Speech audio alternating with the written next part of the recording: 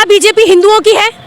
देखिए, जब देश का नुकसान होता है तो देश में रहने वाले हर किसी का नुकसान है। जब गरीबी बढ़ती है, महंगाई आती है, तो वो मुसलमान को पूछ कर नहीं आती कि मैं सिर्फ तुम्हारे लिए आई हूँ, वो तो सबके लिए आती है। जो 2002 में हम जानते हैं कि जिस तरीके से गोधरा कांड हुआ, वो कहीं ना कहीं सियासत का ही एक हिस्सा था। और इस सियासत के हिस्से में मैं समझती हूँ हिंदुस्तान की दो बड़ी पॉलिटिकल पार्टी जिम्मेदार हैं, कांग्रेस भी और बीजेपी भी। जब हम गोधरा कांड की करते हैं तो हम दोनों को मुजरिम मानते हैं। बस फर्क इतना है कि एक मुजरिम करीब था, दूसरा मुजरिम दूर था। कांग्रेस दिल्ली में बैठी थी और बीजेपी गुजरात में बैठी थी। ये दोनों में से हम किसी को बरी नहीं समझते हैं। 60 साल तक अगर कांग्रेस को अपॉर्चुनिटी मिली मुसलमानों के वोट पर कि वो हुकूमत करें, और आज भी कहाँ जहाँ जहाँ कांग्रेस बची है वो मुसलमानों के वोट पे बची हुई है। मैं उसी शहर से ये बात कह रही हूँ जहाँ से अमित शाह और मोदी ने अपने काले कारनामों की शुरुआत करी थी। ये वो गुजरात है, ये वो गुजरात है जहाँ से अमित शाह और मोदी ने ये बुनियाद रखी थी कि किस तरीके से इस मुल्क को कब्जा करके यहाँ का अमन सुकून बिगाड़ा जाएगा। मैं उसी शहर से बात कर रही हूँ जहाँ से अमित शाह और मोदी ने प्लानिंग करी थी कि पूरे मुल्क को ईवीएम से घपला करके, वोट चोरी करके क्या कहते हैं, मुल्क का सुकून उजाड़ा जाएगा और मुल्क को कम्युनल हेड पे जलाया जाएगा।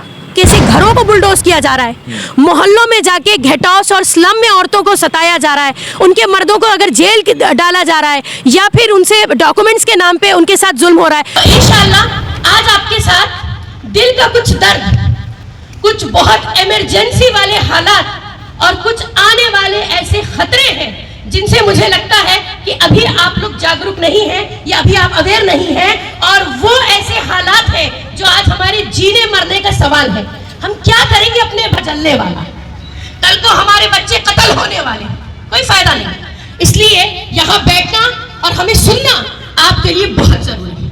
तो कुरान की वो छोटी सी आयत कि अम्र बिल मारूफ व नही अनिल मुनकर, भलाई का हुक्म दो और बुराई से रोको, बहुत छोटी सी आयत है, सबसे प्यारी आयत है, लेकिन ये बहुत ही जिम्मेदाराना आयत है। इसमें आपको आपका पैदा करने वाला आसमान से बैठ के हुक्म दे रहा है कि भलाई का हुक्म दो और बुराई से रोको। चलिए आज इस तफसील से बात करते हैं।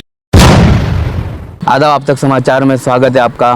गुलबर्गा की तंग गलियों में पली बढ़ी सादिया सैयदा हमारे साथ आज मौजूद है, और तब से लेकर आज तक सैयद सादिया ने एक यही सोच बनाई कि मैं महिलाओं के लिए कुछ कर सकूं, महिलाओं की आवाज़ बन सकूं, क्योंकि गुलबर्गा की उन तंग गलियों में, गुलबर्गा के शहरों में रहकर इन्होंने बहुत कुछ सीखा और महिलाओं के लिए जो महिलाओं का दर्द देखा उसको लेकर एक ये सोच बनाई। ये भी कहा जा रहा है कि एक फंक्शन में ये जब पहुंची तब ये इन्होंने सोच बनाई कि मुझे भी वुमेन इंडिया जो है मूवमेंट है उसका हिस्सा बनना चाहिए और उस मुहिम को लेकर आगे बढ़ना चाहिए। आज सैयदा मैडम के साथ कहीं लाखों महिलाएं जुड़ी हैं, लेकिन गुजरात बाकात था, कहीं ना कहीं इसका दुख था। एसडीपीआई के माध्यम से आज सादिया मैडम यहाँ पर पहुँचे हैं और गुजरात की उन दबी कुचली महिलाओं की आवाज़ बनने की एक अहमदाबाद के दानिल इमरान से मुहिम उठाई गई है। सीधा हम सैयद सादिया मैडम से बात करते हैं कि बहन किस तरह से देखते हो आप आज गुजरात पहुंचे हैं। वैसे तो आपके जो है स्पीच, आपकी जो है वाणी यूट्यूब और समाचारों पर मौजूद है, लेकिन गुजरात उससे बाकात नहीं था, सोशल मीडिया पर देखता था। आज आपको रूबरू देखा है, क्या मैसेज दिया महिलाओं को, किस तरह से गुजरात में देखते हो आप? जी देखिए, ऐसा है, मैं गुजरात को किस तरह देखती हूँ इससे ज़्यादा इम्पॉर्टेंट है कि गुजरात को दुनिया किस तरह से देखती है। जो 2002 में हम जानते हैं कि जिस तरीके से गोधरा कांड हुआ, वो कहीं ना कहीं सियासत का ही एक हिस्सा था, और इस सियासत के हिस्से में मैं समझती हूँ हिंदुस्तान की दो बड़ी पॉलिटिकल पार्टी जिम्मेदार हैं, कांग्रेस भी और बीजेपी भी।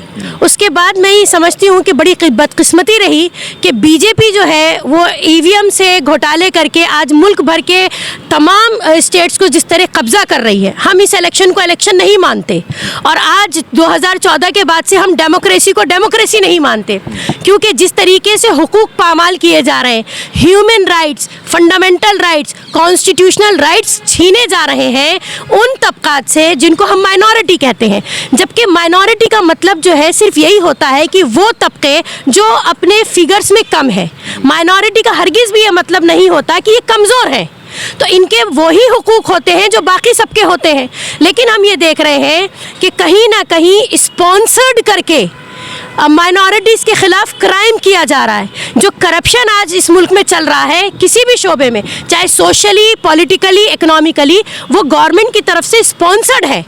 तो अभी मुश्किल क्या है कि 50% अगर इस मुल्क का हिस्सा औरतें हैं, ह्यूमन रिसोर्स है, तो उनके साथ जो हम चीज़ें देख रहे हैं और बहुत सारी ऐसी सर्वे रिपोर्ट्स जो इंटरनेशनल लेवल से हमारे पास आ रही हैं, वो दिल को दहला देने वाली और शर्मसार हैं। यानी कि क्या दिल्ली और क्या महाराष्ट्र, क्या गुजरात और क्या वेस्ट बंगाल, इन सभी जगहों पे औरतों को ख़ास तौर से उनकी आइडेंटिटी के बेसिस पर जिस तरीके से निशाना बनाया जा रहा है, तो हमारी एक अखलाकी ज़िम्मेदारी तो है, इसके अलावा इंसानी ज़िम्मेदारी बनती है कि हम इन औरतों को एम्पावर करें। औरतों का एम्पावरमेंट एक नेशन का एम्पावरमेंट है, क्योंकि अभी आप ये देखिए कि डोमेस्टिक वायलेंस के केसेस हों या फिर जो हम देखते हैं मार्केट में काम करने की जगह पे, ट्रांसपोर्टेशन में, ट्रेन में, बस में, सड़कों पे, मार्केट पे, कहीं औरतें महफूज नहीं है।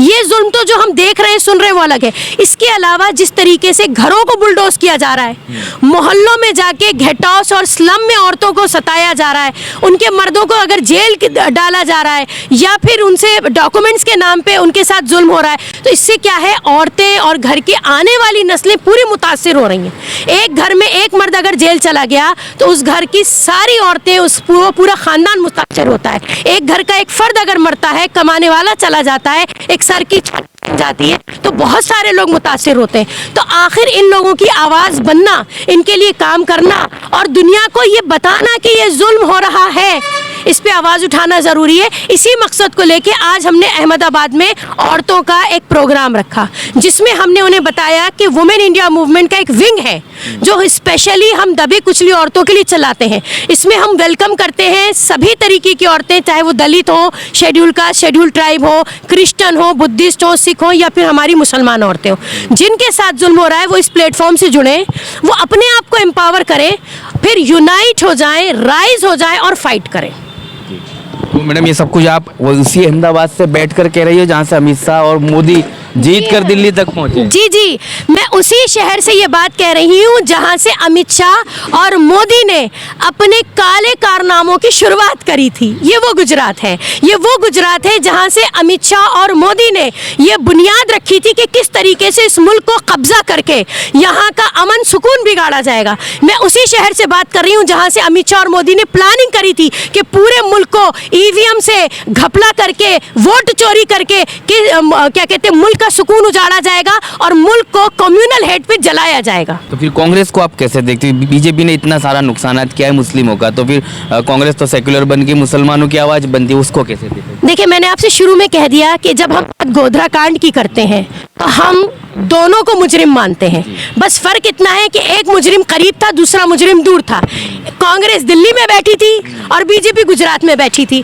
ये दोनों में से हम किसी को बरी नहीं समझते हैं। 60 साल तक अगर कांग्रेस को अपॉर्चुनिटी मिली मुसलमानों के वोट पर कि वो हुकूमत करे, और आज भी कहाँ जहाँ जहाँ कांग्रेस बची है वो मुसलमानों के वोट पे बची हुई है, क्योंकि वो सेक्युलर बताते हैं, सेक्युलर जताते हैं, लेकिन वो सेक्युलर हरगिज़ नहीं है। क्योंकि इन 11 सालों में जो नुकसान बीजेपी ने पहुँचाया, उसकी बुनियाद रखने वाली, उसका जो फाउंडिंग स्टोन है, कहीं ना कहीं हम कांग्रेस को उसका जिम्मेदार मानते हैं। तो ऐसे समय पर ये कहा जा सकता है कि अब मुस्लिम समाज जो बड़े तबके की आबादी है दूसरे नंबर पर, वो अब जो है अलग ऑप्शन ढूंढ रहा है। पहले क्या था कि उन लोगों के पास कोई विकल्प नहीं था। विकल्प के तौर पर तो AIMIM असदुद्दीन ओवैसी की पार्टी भी है, उसे भी लोग देख रहे हैं, और SDPI भी। अब ये दोनों का कन्फ्यूज़न ये भी होता है कि आप दोनों वोट तोड़ते हैं तो बीजेपी और कांग्रेस को फ़ायदा होता है। अच्छा, एक बात बताइए, जब SDPI नहीं थी तब बीजेपी जीती तो किसने वोट तोड़ा? और एक चीज़, और जब बीजेपी जीत रही थी और जहाँ जहाँ SDPI नहीं थी तो वहाँ किसने वोट तोड़ा था? देखिए, ये सब क्या है, फालतू की बातें हैं। SDPI चूँकि एक आइडियोलॉजिकल प्लेटफॉर्म है और SDPI बहुत ज़्यादा वोकल है अगेंस्ट इनजस्टिस, ठीक है ना, और करप्शन या कोई भी क्राइम होता है, तो जब हम खुल के बात करते हैं तो हमसे जो खौफ है हमसे जो इनसिक्योरिटी है बीजेपी को, उसका नतीजा है ये प्रोपोगेशन कि ये वोट तोड़ते हैं, ये और कुछ नहीं है। और दूसरी बात, आज इंडिया में आइडियोलॉजिकल प्लेटफॉर्म्स की वाकई ज़रूरत है, क्योंकि अपोजिशन तो रहा ही नहीं। कांग्रेस जैसा टूटा फूटा, ठीक है ना, लंगड़ा लूला अपोजिशन हमें चाहिए भी नहीं। तो अगर अपोजिशन की बात करें जो गवर्नमेंट को अटैक करते हैं उनकी गलत नीतियों पर, तो उसमें एसडीपीआई सबसे वोकल पार्टी है, दिल्ली से लेके केरला तक, गुजरात से लेके वेस्ट बंगाल तक। तो ठीक है, इल्ज़ाम लगाना और हमारे खिलाफ गलत प्रोपोगेंडा करना, ये तो ह्यूमन नेचर है, इससे हमें कोई फ़र्क पड़ता नहीं है। हम लोग अपनी आइडियोलॉजी के हिसाब से काम करते हैं कि politics is for cause not for career, freedom from hunger, freedom from fear, और ये कि हर मजलूम हमारा है। बस हमारी सारी सियासत इन्हीं चीज़ों के अतराफ घूम रही है।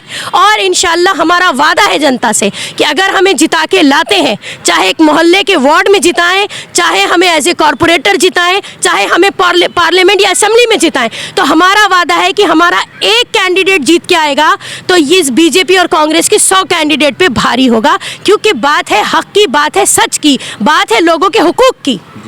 तो ये तो पिछले दिनों लोग अहमदाबाद के देख ही रहे कि आपकी पार्टी के कैडर जो है बढ़िया तरीके से काम भी कर रहे हैं और लोगों की आवाज़ बन रहे हैं। इस बार आपने जब मौके की बात की तो कॉरपोरेशन के चुनाव आने वाले ही हैं, तो ये हो सकता है कि अब 2-3 महीने में ये डिक्लेरेशन भी हो जाए कि अहमदाबाद म्यूनसिपल कॉरपोरेशन के चुनाव है। किन पार्टियों से आपकी जो है सीधी टक्कर रहेगी और मुस्लिम क़यादत को आप जो है फिर से जिंदा करने में कितने कामयाब रहोगे? नहीं, देखिए ऐसा है, अभी हम लोग टक्कर किसी से नहीं ले रहे हैं। अल्लाह का ये एहसान ये है कि लोगों की दुआएं, सपोर्ट हमारे साथ है, लोग हमारे काम को देख रहे हैं। जो मेहनत हमारे कैडर्स और लीडर्स सड़कों पे उतर के करते हैं, मैं नहीं समझती कोई दूसरी पार्टी के लोग करते हैं। देखिए, वोट लेने के लिए 500-1000 रुपये देना और हाथ जोड़ के मोहल्लों में एक बार 5 साल में आना, अभी हिंदुस्तान की जनता भी अवेयर हो रही है, सब ड्रामा सबको समझ में आ रहा है।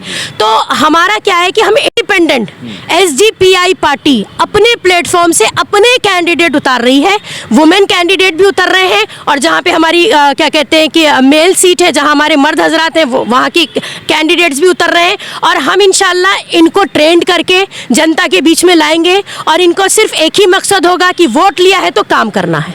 तो अभी हम बगैर वोट के काम कर रहे हैं, तो वोट लेके तो इंशाल्लाह हम बहुत सारा काम करेंगे। तो हम इंडिपेंडेंटली अपनी मजबूती के साथ, लोगों के सपोर्ट के साथ उतर रहे हैं और हमें बहुत अच्छी उम्मीद है। किसी ने अगर गठबंधन के लिए आपको कहा या कोई आपके पास आता है गठबंधन के लिए, गुजरात का माहौल कैसा रहेगा? देखें, पहले एक बात तो ये कि अभी ये बहुत अर्ली हो जाएगा कि मैं कह दूं कि कोई गठबंधन के लिए आएगा, लेकिन एक चीज़ गुंजाइश हमेशा रखनी चाहिए। मान लीजिए कि कोई गठबंधन के लिए आता भी है, तो उसको जो हमसे गठबंधन करना चाहेगा उसे हमारी आइडियोलॉजी को समझना होगा। दूसरी बात, हमारे जो प्रोटोकॉल्स हैं, हमारा जो डिसिप्लिन है और हमारा जो सियासत में एक मकसद है कि जिसको खेल नहीं बनाना है, तमाशा नहीं बनाना है, लोगों तक पावर को पहुंचाना है, अगर उसमें वो हमारे हामी हैं और हमें उसमें वो फुलफिल होते हैं तो फिर देखा जाएगा। मैडम, जिस तरह से पिछले दिनों की बात की जाए कि बिल्किस बानो के लिए आपने आवाज़ें उठाई थी, जब ये वो वक्त था जब वो उन आरोपियों को छोड़ दिया गया था और उनका सम्मान होता था, कैसे देखा था उस मामले को और कितनी आवाज़ आपकी जो है प्रशासन तक पहुंची? देखिए, ऐसा है कि बात बीजेपी की होगी तो संघ आएगा, और जब बात संघ की होगी तो मनुस्मृति आएगी, जब बात मनुस्मृति की होगी तो फिर हमको मतलब कि ताज्जुब नहीं है कि रेपिस्ट को छोड़ना, उनकी पूजा करना, उन्हें हार पहनाना, क्योंकि यही माइंडसेट तो है जिससे संघ अब बीजेपी को पावर में बिठा के मुल्क में सियासत खेल रही है। तो बीजेपी ऐसा कर रही है, इसमें कुछ भी शॉकिंग नहीं था।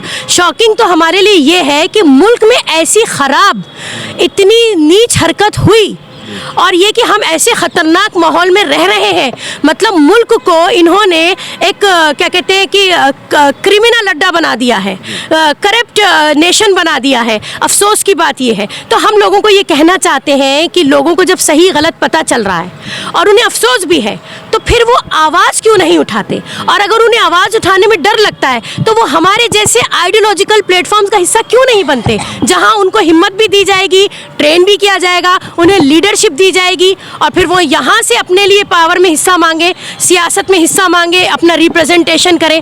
बहरहाल बिल्किस बानो का जो केस था वो आज भी हम जितनी बार सोचें शर्मनाक और अफसोसनाक है।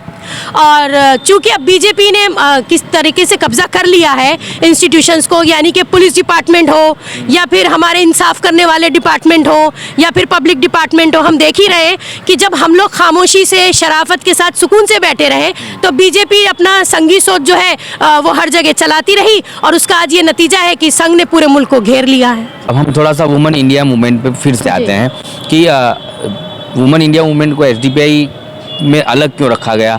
देखिए ऐसा है, अगर आप गूगल पे जाके सर्च करेंगे तो आपको आंकड़े ऐसे निकल के आएंगे कि जितनी पॉलिटिकल पार्टीज़ हैं और उनमें जो औरतें काम करती हैं या वो औरतों को लेके चलते हैं, वहाँ औरतें एक्सप्लॉइट की जाती हैं। ठीक है, हमारा ये मानना है कि अगर हम औरतों के लिए काम करना चाहते हैं तो फिर वो सिर्फ औरतों का कंफर्ट जोन होना चाहिए, जहां औरतें अपनी आइडेंटिटी, अपनी पहचान को पहनकर काम करें। वो अपने कंफर्ट से निकल के काम ना करें, वो अपने साथ कॉम्प्रोमाइज़ करके काम ना करें। तो उनको कॉम्प्रोमाइज़ ना करना पड़े, उनका एक्सप्लॉइटेशन ना हो, उनको हिफाजत मिले, वो महसूस करें कि हाँ वो वुमेन इंडिया मूवमेंट में आकर महफूज है हर तरीके से। तो ये एहसास दिलाने के लिए हमने उनका विंग अलग रखा है और उनको काम करने की पूरी आज़ादी दी है। हमने उनको एम्पावर कर दिया है, वो किसी के सहारे या कोई बैसाखी लेके नहीं चलेंगी। उनका एक विंग है, वो इसको संभालें, इसमें काम करें, अवेयरनेस फैलाएं। जहां डोमेस्टिक वायलेंस होता है, औरतों के खिलाफ जुल्म होता है, आवाज़ उठाएं। उसकी लड़ाई में जहां मदद की ज़रूरत होगी वहां एसडीपीआई उनकी हेल्प करती है। लीगल काम करना हो या उनके अरेंजमेंट्स करने हो, उनका ट्रांसपोर्टेशन देखना हो, वहाँ पर अल्हम्दुलिल्लाह हमारे कैडर्स, हमारे ब्रदर्स हमारी मदद करते हैं। जी, जिस तरह से आपने डोमेस्टिक वायलेंस की बात की मैडम, ये वही गुजरात है जहाँ दारूबंदी है और यहीं पे महिला सबसे ज़्यादा शराब से प्रताड़ित है। जी, कैसे उनके लिए लड़ा जाए? नहीं, देखिए एक बात सुनिए, लड़ने के बहुत तरीके हैं और मेरा ये मानना है, लेकिन लड़ने के लिए हमें एक प्लेटफॉर्म की ज़रूरत होती है। देखिए, एक औरत एक पुलिस स्टेशन जाती है और वो चाहे कि एफआईआर लिख ली जाए, पुलिस वाला नहीं लिखेगा। अगर मेरा मानना है हम 100 औरतें अगर पुलिस स्टेशन जाती हैं तो मजबूर हो जाएगा हमारी एफआईआर लिखने के लिए। तो ये जो ताकत है ना यूनाइट होने की, इसी के लिए हमने वुमेन इंडिया मूवमेंट का प्लेटफॉर्म बनाया और इसमें हमने कोई एलिजिबिलिटी नहीं रखी है। 18 साल से ऊपर की कोई भी लड़की जो किसी भी पॉलिटिकल पार्टी को ज्वाइन ना करती हो, वो आके आराम से वुमेन इंडिया मूवमेंट का एक फॉर्म भरे, हमें ज्वाइन करे और उसके बाद उन्हें हमसे जो काम चाहिए, जो सपोर्ट चाहिए वो उनको मिलेगा। इसके अलावा मैं आपको ये बता दूं, आज हमने प्रोग्राम रखा, इसमें ये एक QR कोड भी है। अगर इसको वो स्कैन करती हैं तो इसमें क्या है कि एक व्हाट्सएप ग्रुप बनाया है, ये एक हेल्पलाइन की तरह है। इसमें ये मस्तूरात ज्वाइन हो जाएंगी। इसमें से अगर कोई फॉर्म भरती हैं तो फिर वो विम की मेंबर आएंगी और इस व्हाट्सएप ग्रुप में सारी जानकारी उनको मिलती रहेगी। वो अपने मसलों का सॉल्यूशन इस व्हाट्सएप ग्रुप में जुड़ के ढूंढ सकती हैं। मैडम, आखिरी मैसेज क्या रहेगा गुजरात की महिलाओं के लिए? वैसे तो जो है गुलबर्गा की बात की जाए, केरला कर्नाटक की बात की जाए, काफ़ी लंबी फहरिस्त आपके साथ महिलाओं की जुड़ी है। अहमदाबाद में ये आपका पहला दौरा है, महिलाओं से मुलाकात की है। अब आने वाले दिनों में क्या है कि महिलाएं आपके साथ जुड़ेगी और कितना उम्मीद लेकर आएंगी? देखिए एक बात सुनिए, जिस हिसाब से बुलडोज़र चल रहे हैं, ठीक है, और जिस हिसाब से पुलिस अपनी कोई भी जिम्मेदारी नहीं निभा रही, जिस हिसाब से इंसाफ के दरवाजे खटखटाने पे दरवाजे बंद हैं, जिस हिसाब से ये नया एक शुरू कर दिया है कि SIR आएगा, ठीक है, ये लोगों के लिए एक अजाब की तरह नाजिल हो गया है। मतलब गवर्नमेंट का क्या है, बीजेपी का एक मकसद ही यही है। वो शायद जीते ही इसीलिए या पैदा ही इसीलिए होते हैं कि उन्हें हिंदुस्तान में दूसरी कौमों को सुकून से रहने नहीं देना है, परेशान करना है। दूसरी कौमों को क्या बीजेपी हिंदुओं की है? देखिए, जब देश का नुकसान होता है तो देश में रहने वाले हर किसी का नुकसान है। जब गरीबी बढ़ती है, महंगाई आती है, तो वो मुसलमान को पूछ कर नहीं आती कि मैं सिर्फ तुम्हारे लिए आई हूँ, वो तो सबके लिए आती है। तो ये एक ऐसी पार्टी है जिसको मुझे लगता है हमें मिल के हराना है। कोशिश जारी है, अगर लोग इसमें जुड़ते हैं और आइडियोलॉजी रखते हैं, विजन रखते हैं तो बहुत अच्छी बात है। अगर नहीं रखते और अभी भी उन्हें नहीं समझ में आ रहा कि हालात बद से बदतर हो रहे हैं, तो ये आने वाली नस्लें भुगतेंगी। तो हमने अपना जिम्मेदारी हमने अपनी पूरी करी है। हम लोगों में जो काम कर सकते हैं कर रहे हैं, चाहे ग्राउंड लेवल पे करना हो, लीगली करना हो, सोशली करना हो, हम तो अपना काम कर रहे हैं और हमें लगता है यही एक्चुअली पैट्रियोटिज्म है। मुल्क को बचाने के लिए जिस तरह लोगों को हम अवेयर कर रहे हैं, जोड़ रहे हैं, इससे ज़्यादा अपने मुल्क से मोहब्बत का सबूत और क्या दें। ठीक है, बहुत शुक्रिया हमसे बात करने के लिए। ये थे सैयद सादिया मैडम, जिनसे बात की गई और गुजरात में दौरा हुआ उनका और महिलाओं से एक मीटिंग रखी गई और दानी लिमड़ा अहमदाबाद में यहीं से जो है एक महिलाओं की हक की आवाज़ उठाने के लिए शुरुआत की गई। वुमेन्स इंडिया मूवमेंट में जुड़ने के लिए आह्वान किया गया। उन दबी कुचली आवाज़ों को बुलंद किया जाएगा इस बैनर के तले। और आज एक स्कैन कोड भी जारी किया गया, जो हमारी चैनलों के माध्यम से भी आप तक ये स्कैन कोड पहुंचाया जाएगा, जो स्क्रीन पर दिखाया गया। उससे आप महिलाएं, ये सिर्फ महिलाओं के लिए, तो इसे पुरुष हजरात जो है जेंट्स बिल्कुल स्कैन ना करें। महिला इसको स्कैन करके इस ग्रुप में जुड़ सकती हैं और अपनी दबी कुचली आवाज़ को बुलंद कर सकती हैं वुमेन्स इंडिया जो है मूवमेंट के माध्यम से। शुक्रिया। अगर आप निडर और निष्पक्ष पत्रकारिता का समर्थन करना चाहते हैं तो कृपया स्क्रीन पर दिए गए QR कोड को स्कैन करके अपना मूल्यवान योगदान दें। आपकी हर सहायता सच्चाई की लड़ाई को मजबूती देती है।